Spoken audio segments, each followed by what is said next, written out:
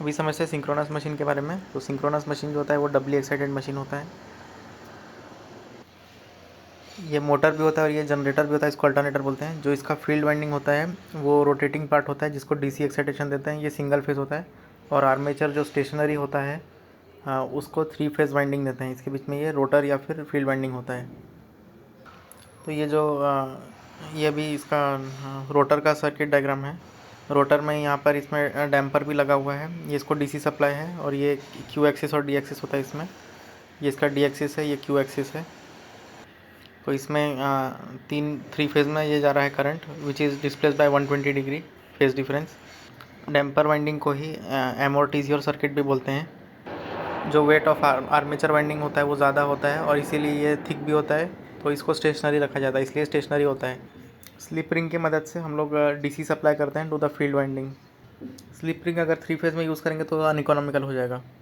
Also इसमें hydrogen gas circulate होता है, तो अगर वो स्लिप रिंग में रहेगा तो मोर हीट होगा और इसकी वजह से ये इफ़िशेंसी कम हो जाएगा। स्टेशनरी आर्मेचर जो होगा उसको इंसुलेट करना ईजी होगा। तो जो सिंक्रोनस जनरेटर होता है इसमें 2 टाइप ऑफ रोटर सर्किट्स होता है। एक होता है सिलेंड्रिकल रोटर, एक होता है सैलिएंट पोल। सिलेंड्रिकल में ये डी एक्सिस होता है और सैलिएंट में ये डी एक्सिस, दोनों में ही डी और क्यू एक्सिस होता है। तो यहाँ पर क्रॉस इस साइड में है और डॉट इस साइड में है, तो राइट हैंड थंब रूल लगाएंगे तो जो फ्लक्स है वो ऐसे जाके ऐसे आ रहा होगा, तो नॉर्थ पोल ऊपर बनेगा और साउथ पोल नीचे बनेगा। जो सिलेंड्रिकल टाइप होता है तो उसमें क्या होता है कि रिलेक्टेंस जो होता है वो कांस्टेंट होता है, पर जो सैलिएंट पोल होता है इसमें रिलेक्टेंस जो होता है वो वेरिएबल होता है, क्योंकि डी और क्यू एक्सिस अलग अलग होता है। सो मिनिमम रिलेक्टेंस जो होता है वो हमको डी एक्सिस में मिलता है और मैक्सिमम रिलेक्टेंस हमको मिलता है क्यू एक्सिस में, क्योंकि एयर गैप ज़्यादा हो जाएगा। इसमें जो परमियंस होता है मैक्सिमम परमियंस हमको डी एक्सिस में मिलता है क्योंकि एयर गैप कम है, और मिनिमम परमियंस हमको मिलता है क्यू एक्सिस में। परमियंस को या परमेबिलिटी भी बोल सकते हैं, तो सबसे लीस्ट हमको क्यू एक्सिस में मिलेगा। तो ये जो सिलेंड्रिकल होता है क्योंकि ये ऐसा होता है और इसमें एम्बेडेड स्लॉट्स होता है, तो इसमें जो वाइंडिंग होती है वो डिस्ट्रीब्यूटेड होती है, पर जो सैलिएंट होता है वो तो ऐसा होता है। तो इसमें क्या होता है कि कॉन्सनट्रेटेड वाइंडिंग होता है। ये जो डिस्ट्रीब्यूटेड और कॉन्सनट्रेटेड था ये बात था इसका रोटर का। और दोनों में क्या होता है कि डिस्ट्रीब्यूटेड आर्मेचर वाइंडिंग जो होता है, जो इसमें रहता है स्टेशनरी होता है, वो दोनों में डिस्ट्रीब्यूटेड होता है, फैला हुआ रहता है। सिलेंड्रिकल क्योंकि सिंगल पीस से बना हुआ रहता है तो इसका स्पीड ज़्यादा होता है, इसमें 2 से 4 पोल्स फॉर्म होते हैं। और सैलिएंट क्योंकि बोल्टेड होता है तो इसका स्पीड जो होता है वो कम होता है, 6 to 8 और 10 पोल्स होते हैं। मैक्सिमम स्पीड सिलेंड्रिकल का 3000 होता है फॉर 2 पोल्स, और सैलिएंट को लो स्पीड में यूज़ करते हैं। तो जो सिलेंड्रिकल होता है उसको टर्बो अल्टरनेटर भी बोलते हैं, स्टीम, थर्मल और न्यूक्लियर में यूज़ होता है। और जो सैलिएंट होता है वो हाइड्रो अल्टरनेटर बोलते हैं उसको। सिलेंड्रिकल का क्या होता है कि लेंथ ज़्यादा रहता है और उसका जो डायमीटर होता है वो कम होता है, पर जो सैलिएंट होता है उसका डायमीटर ज़्यादा होता है और लेंथ कम होता है, इसका एक्सियल लेंथ कम होता है। उसका जो अल्टरनेटर होता है उसका जो फील्ड वाइंडिंग होता है उसको एक्साइटेशन देने के लिए हम लोग यूज़ करते हैं शंट जनरेटर। इसको 2 स्लिप रिंग से ऐसे होता है, ये जो फ्लक्स जनरेट होता है, और इसको रोटेट भी करवाते हैं क्योंकि ये टाइम वेरिंग फ्लक्स बन जाना चाहिए ताकि। और ये जो होता है ये फिर एक स्टेशनरी आर्मेचर हो जाता है। तो सिलेंड्रिकल जो रहता है, सिलेंड्रिकल में रिलेक्टेंस कांस्टेंट होता है और इसका जो डीसी वैल्यू रहता है वो भी इसको कांस्टेंट रहता है। जो डीसी सप्लाई जो करंट आ रहा है वो भी इसमें क्या बोलते हैं कांस्टेंट होता है। तो क्या है कि सिंस द फाई का वैल्यू इतना होता है, तो साइन फॉर्म वेव फॉर्म निकालने के लिए क्या है कि नंबर ऑफ़ टर्न एन जो है उसको साइनसोइडल होना पड़ेगा, क्योंकि बाकी सब तो कांस्टेंट है, वेरी नहीं हो रहा है। I and reluctance are constant, N can not be in decimal, N जो है डेसिमल में नहीं हो सकता है। तो नंबर ऑफ़ टर्न जो होता है इन द स्लॉट्स वो वेरिड होता है, ये बहुत इंपॉर्टेंट है। Number of turns in the slots are varied, so on Q axis the number of turns are varied. तो ये नंबर ऑफ़ टर्न जो होता है उसका ऐसे करके 1 2 3 4 5 4 3 2 ऐसे करके वेरी होता है। Wave form is not sinusoidal in cylindrical rotor, it is stepped. तो ये जो होता है ऐसा जो वेव फॉर्म बनता है इसको हम लोग स्टेप्ड बोलते हैं, इसलिए इसमें हार्मोनिक्स होता है। डी एक्सिस हैज़ लेस और नो कॉइल्स इन सिलेंड्रिकल रोटर। ये जो डी एक्सिस है इसमें लेस और नो टर्न्स होता है। तो उसके बाद जो सिलेंड्रिकल रोटर होता है उसमें हार्मोनिक्स होते हैं। तो हार्मोनिक्स को अगर रिमूव करना है तो हमें फ्रैक्शनल या फिर शॉर्ट पिच वाइंडिंग यूज़ करते हैं। Hence we get phi is equal to phi M sine omega T. तो जो पर फेज इंड्यूस्ड ईएमएफ होगा वो हम लोग ऐसे निकाल सकते हैं, E is equal to minus N d phi by d t. So E is equal to minus N phi, अब d phi by d t में ये हम लोग लिख देंगे phi M sine omega t. So उसके बाद फिर साइन का derivative d by d phi, तो ये कॉस फाई हो जाएगा, कॉस ओमेगा टी हो जाएगा और ये इसमें से ओमेगा बाहर आ जाएगा। सो इंड्यूस्ड ईएमएफ जो रहेगा वो फ्लक्स से 90 डिग्री से लैग करेगा। यहाँ साइन ओमेगा टी है और यहाँ पे साइन ओमेगा टी माइनस 90 है, तो ये माइनस 90 ये लैग करेगा। तो ईएमएफ का वैल्यू जो रहेगा वो इतना रहेगा, minus N F phi omega sine omega T minus 90। तो अब इसका अगर हमको RMS निकालना है तो ये जो EF है, EF बाय रूट 2 करना है हमको, NPH phi M omega by root 2। So EF का वैल्यू जो निकलेगा वो निकलेगा इतना, N number of turns per phase phi root 2 pi F के। तो EF इज इक्वल टू इतना रहेगा। इसमें टोटल ऐसे 5 टर्म्स है। इसमें KW वाइंडिंग फैक्टर होगा, KW is equal to KP into KD, where KP is pitch factor and KD is equal to distribution factor. तो ये frequency, flux, number of turns per phase और KW पे dependent रहता है। Sorry, ये मतलब सिर्फ 4 टर्न्स पे, चार पैरामीटर्स पे डिपेंडेंट है ये। तो ये होगा इंड्यूस्ड ईएमएफ और ये होगा फ्लक्स और ये। तो इंड्यूस्ड ईएमएफ जो है वो 90 डिग्री से पीछे है टू द फील्ड फ्लक्स से, ये नो लोड कंडीशन में है और डायरेक्शन ऑफ रोटेशन ऐसा है एंटी क्लॉकवाइज। ये है फील्ड एमएमएफ और ये है फील्ड फ्लक्स। अभी इसके बाद हम लोग लोडेड कंडीशन में देखते हैं। जब यहाँ पर इसका स्टेटर में लोड कनेक्टेड होगा, due to the load IA will flow in the armature, this will counter the main flux, this is called armature reaction. तो इससे क्या होगा कि IA फ्लो करेगा, IA से अपना फ्लक्स क्रिएट होगा और ये फाई एफ को काउंटर करेगा। तो यूनिटी पावर फैक्टर में क्या होता है कि जब RL लोड रहता है, तो अभी ये है ए से लेकर ए तक, ये सिंगल फेज का बात कर रहे हैं, इसमें IA फ्लो कर रहा है और ये लोड जो है वो UPF है। So now IA and EF will be in the same phase जब ये इसमें रहेगा आर लोड के लिए जब है। तो यहाँ पर सबसे पहले बनेगा ये फील्ड का एमएमएफ जैसा कि रेजिस्टेंस में था, उसके बाद फिर फील्ड फ्लक्स और ये होगा फील्ड का करंट IF यहीं पे फ्लो होगा। उसके बाद फिर ये होगा इंड्यूस्ड ईएमएफ और ये होगा इसका आर्मेचर एमएमएफ, क्योंकि आर्मेचर करंट फ्लो करेगा यहाँ पे। IA से फाई ए भी बनेगा, पर यहाँ पर ये नहीं था, IA और फाई ए नहीं था। अभी इसका रिजल्टेंट हम लोग निकालेंगे, रिजल्टेंट फ्लक्स एंड एमएमएफ। तो ये FR होगा, ये रिजल्टेंट फ्लक्स होगा। करंट तो नहीं बनेगा पर फ्लक्स बनेगा क्योंकि वो दोनों आइसोलेटेड है, अलग अलग है।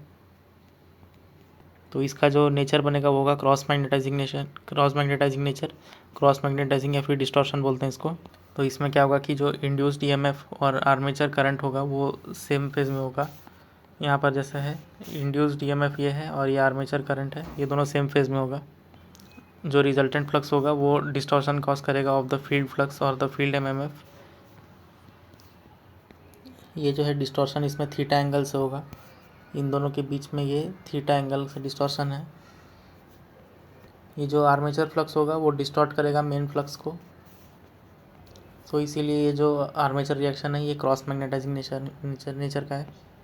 अगर इसका हमको रिजल्टेंट मैग्नीट्यूड निकालना है तो यूजिंग ट्रायंगल लॉ या पैरेललोग्राम इससे हम निकाल सकते हैं। FR is equal to root over of FF plus FA। यहाँ पर FF जो है वो इंड्यूस्ड वाले का है, EF वाले से निकलेगा। अभी बात करते हैं प्योर इंडक्टर वाले में, ज़ीरो पावर फैक्टर लैगिंग में। ये भी AA फेज है, इसमें IA करंट फ्लो होगा जब ये और इंड्यूस्ड EMF EF होगा। सो इसमें क्या होगा कि EF will lag the IA by 90 degree. यहाँ पे करेक्शन है, IA लैग करेगा EF को 90 डिग्री से।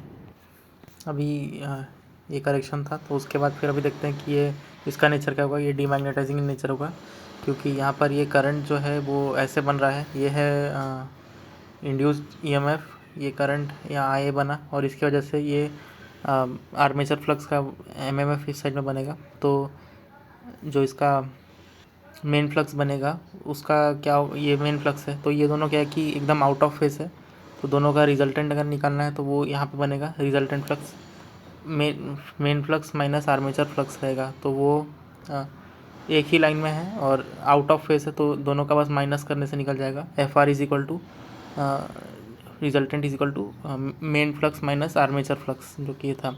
सो phi A will oppose the phi F, the armature will behave like an behave as per load. In case of ZPF lagging load, the armature flux opposes the FF. तो ये जो main flux है वो oppose करेगा armature flux को, बिल्कुल एकदम line में रहेगा एकदम, क्योंकि ये 90 डिग्री से ये इंडक्टिव लोड है, इसका वोल्टेज यहाँ पे रहेगा और करंट इधर रहेगा।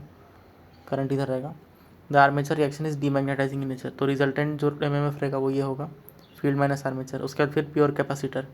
प्योर कैपेसिटर में क्या होगा कि सब एक ही इसमें आ जाएगा, एक ही लाइन में। ये होगा आई एफ और ये होगा इसका आर्मेचर करंट भी यहीं पे होगा